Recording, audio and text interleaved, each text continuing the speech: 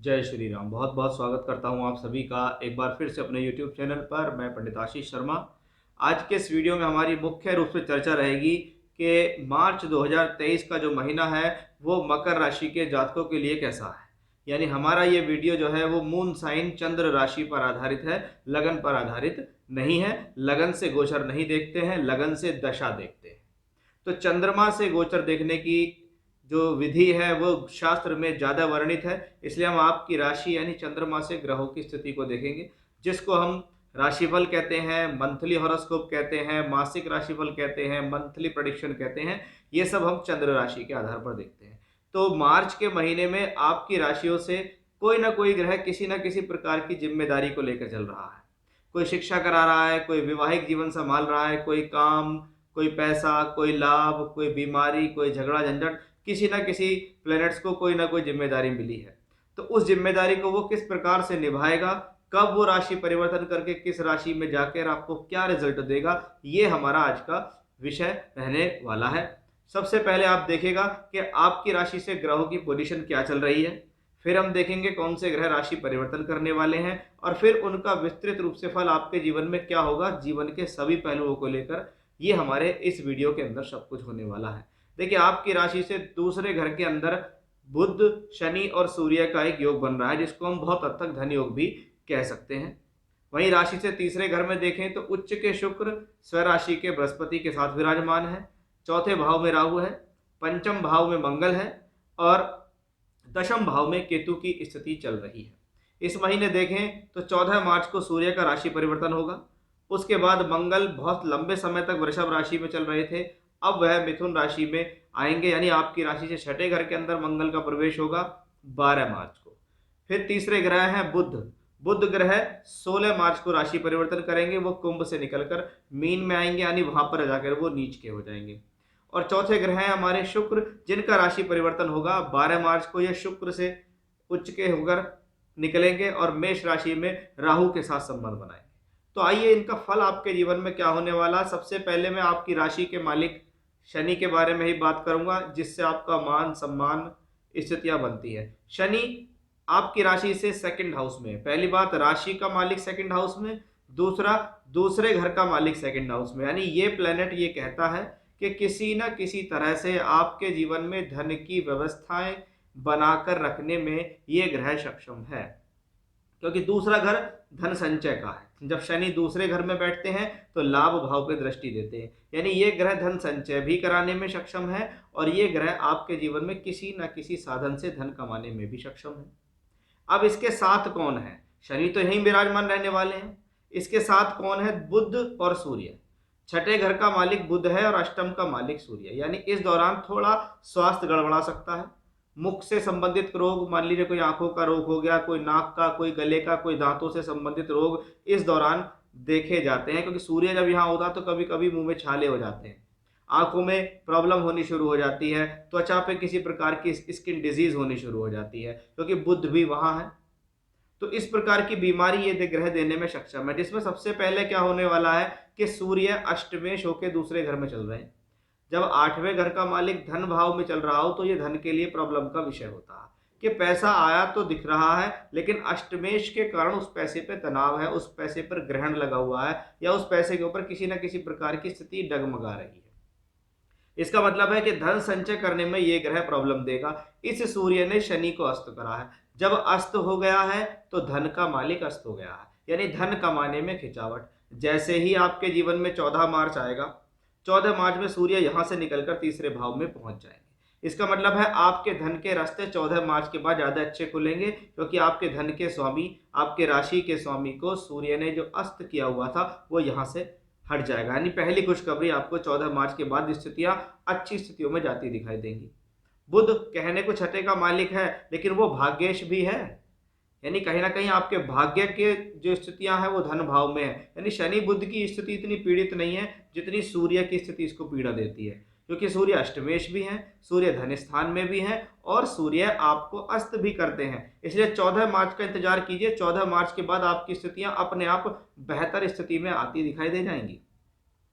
तो ये तो था त्रिग्रही योग जो आपकी राशि में बन रहा। अब बुध का परिवर्तन यहां देखिए होने वाला है। कि बुध इस महीने नीच के हो जाएंगे। कब होंगे बुध? 16 मार्च को। कि जो सूर्य बुध की युति पहले धन भाव में बन रही थी, वही सूर्य बुध की युति अब तीसरे भाव में बनेगी। अब अष्टम का मालिक तीसरे में जा रहा है, किसको पीड़ित कर रहा है? धन के कारक को पीड़ित कर रहा है। लेकिन ऐसी स्थिति में अपने से छोटे भाई बहनों के साथ आपके संबंध खराब ना हो जाएं, इसका ध्यान रखें, या उनको किसी प्रकार का कष्ट या तनाव या परेशानी हो सकती है 14 मार्च के बाद। आपके लिए स्थिति ठीक होगी, लेकिन उनके लिए तो कुछ प्रॉब्लमेटिक हो जाएगी। अब बृहस्पति वहां पर बैठे हुए हैं, नीच का बुध तीसरे भाव में पहुंच जाएगा। अब आप कहिए मेरे छठे घर का मालिक तीसरे घर में नीच का है, शास्त्र कहता है ये तो राजयोग है कि जब 3, 6, 11 के मालिक नीच के होकर उन्हीं भावों में होते हैं तो ये राजयोग होता है। और बुध भाग्य का मालिक है, यानी नीच के होने के बाद भी बुध बेहतर रिजल्ट देगा, क्योंकि वो राजयोग में है, क्योंकि वो भाग्येश है, क्योंकि वो बृहस्पति के साथ नीच भंग करता है। इसलिए यह समय कॉम्पिटिटिव एग्जाम्स के लिए अच्छा है, शिक्षा के हिसाब से अच्छा है, जीवन में आगे बढ़ने के लिए आपको लगातार प्रेरणा देता है ऐसा बुध। अब गुरु शुक्र की युति तीसरे भाव में हमें महीने के शुरुआत में दिखाई दी कि गुरु तो यहीं चलेंगे, उनके साथ शुक्र है। पंचम का मालिक तीसरे में, पढ़ाई के लिए यात्रा करना, पढ़ाई के लिए बाहर जाना, ट्रैवलिंग करना, योजना बनाकर आप बाहर गए, आपने कोई काम किया, उससे लाभ मिल गया। कर्म भाव का मालिक भी शुक्र है, वो भी उच्च कहो के तीसरे घर में। जो लोग स्वतंत्र व्यापार करते हैं उनके लिए बहुत अच्छा है। जो लोग नौकरी करते हैं उनको ऐसी स्थिति में नौकरी में परिवर्तन या ट्रांसफर का सामना भी करना पड़ जाता है, परिवर्तन से लाभ मिल जाता है। अब आपके लिए योग कारक जो शुक्र है, आपका जो कर्म भाव का मालिक शुक्र है, आपका जो पंचम भाव यानी शिक्षा भाव का मालिक शुक्र है, ये शुक्र उच्च की अवस्था से निकलकर ये शुक्र पहुंच जाएगा चौथे भाव में, जहां इसका राहु से मिलन होगा और शनि की दृष्टि इस पे होगी। तो थोड़ा सा अपनी वजह से पारिवारिक तालमेल में कमी नहीं आनी चाहिए, अपनी वजह से पारिवारिक जो समस्याएं हैं वो नहीं होनी चाहिए, क्योंकि ये ग्रह शुक्र जब चौथे घर में आएगा तो दिग्बली होगा।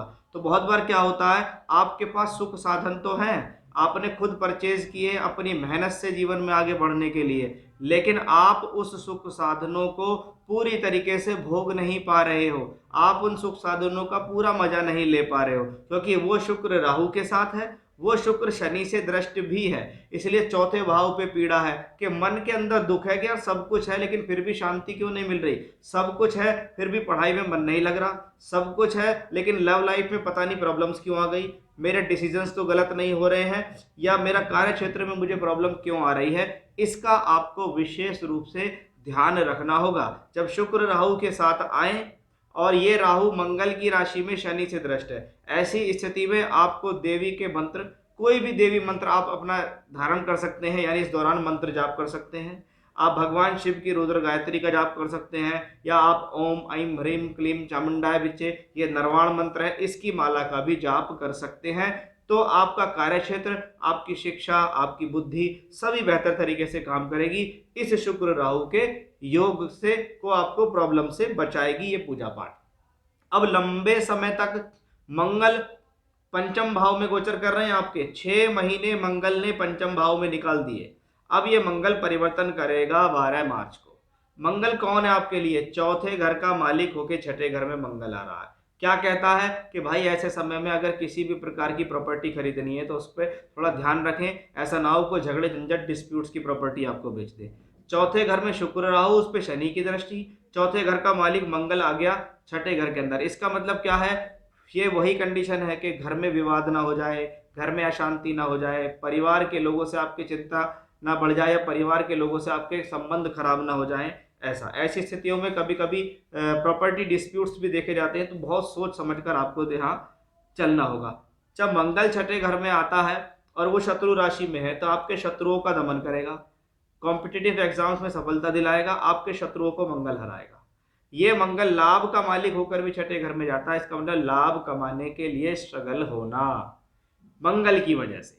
बाकी ग्रहों की स्थितियां काफी स्ट्रांग हैं, लेकिन भाई हमें कहीं ना कहीं लाभ को भी तो देना पड़ेगा। जैसा कि मैंने शुरू में बताया, हर ग्रह अपनी जिम्मेदारी निभाता है, हर ग्रह ब्रह्मांड में किसी न किसी भाव का स्वामी होकर कहीं ना कहीं चल रहा होता है। वो चलना आपको क्या रिजल्ट दे सकता है, यही हमारा विषय होता है कि अगर छठे घर में मंगल है तो वो नवम भाव और 12वें भाव पे दृष्टि देता है, यानी काफी स्ट्रगल कराता है, भाग दौड़ कराता है। व्यक्ति अपने भाग्य का स्वयं निर्माता होता है। खुद इतनी मेहनत करता है, चाहे उसको यात्रा पास की करनी पड़े या दूर की करनी पड़े, उसको किसी न किसी प्रकार से लाभ लाना ही है और वो लाभ लाता भी है। बहुत बार लाभ कमाने के लिए, काम चलाने के लिए हफ्ता 10 दिन तक घर से दूर भी रहना पड़ जाता है। तो वो इस कॉम्बिनेशन में हम मंगल की वजह से देख सकते हैं। तो ये सभी 9 ग्रहों के बारे में मैंने आपको यहाँ बताया है, क्योंकि आप देखिए राहु मंगल की राशि में है तो वो मंगल के फल देगा, और केतु शुक्र की राशि में है तो वो शुक्र के फल देगा। इसलिए सभी को मैंने बारी बारी से समझाने की आपको कोशिश की है, उपाय भी बताए हैं, करेंगे तो मकर राशि के जातकों को लाभ मिलेगा। तो ये था मेरा आज का विषय। फिर से इसी प्रकार की जानकारी लेकर आपके सामने हाजिर होऊंगा। तब तक के लिए बने रहिएगा मेरे साथ। जय श्री राम।